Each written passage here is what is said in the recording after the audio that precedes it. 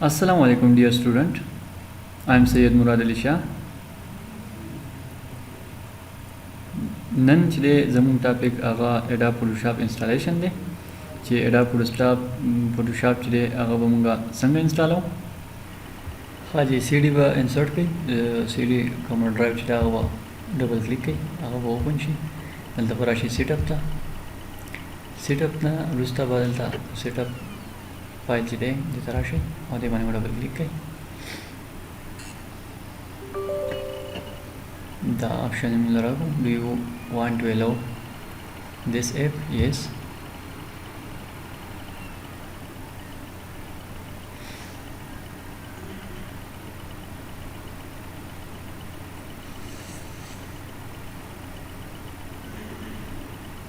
File loading start.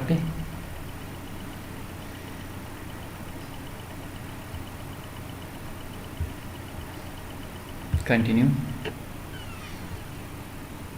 English location, default location,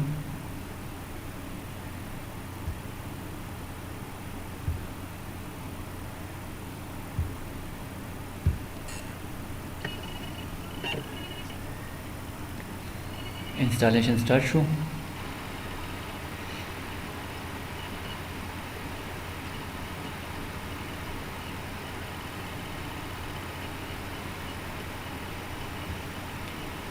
ویډیو به فیوز کو.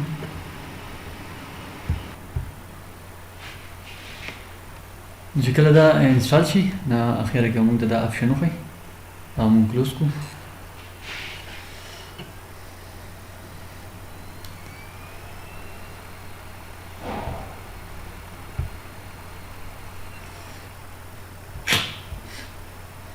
سرچ ته راشه.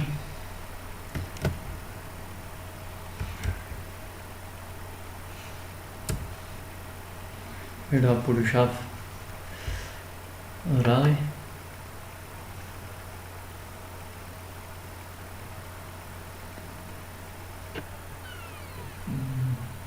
فین ټو سٹارٹ یا فین ټو ټاسک بار کیا.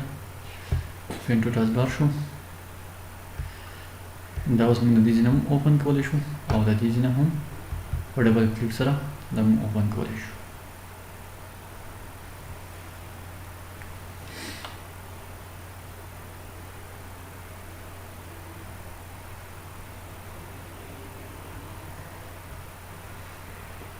Loading start है. File loads गई.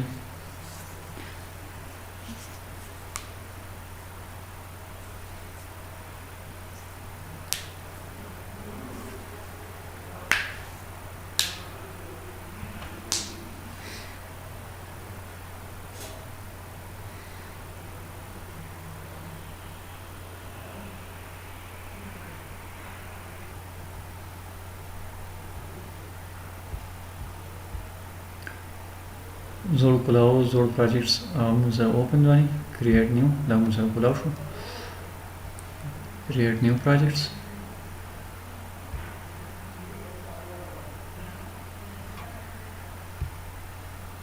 دا ریسیټ اپ دی. پیج موږ کریټ کا.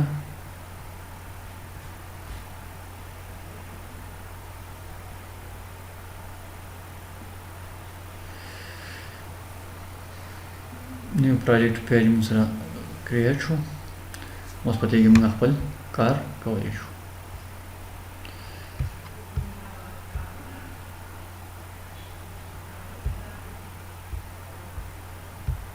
امید ساتم چې تاسو به دا ویډیو خوښه شي او ډیره مهرباني د کتو لپاره. Thanks for watching and don't forget to share, like and subscribe.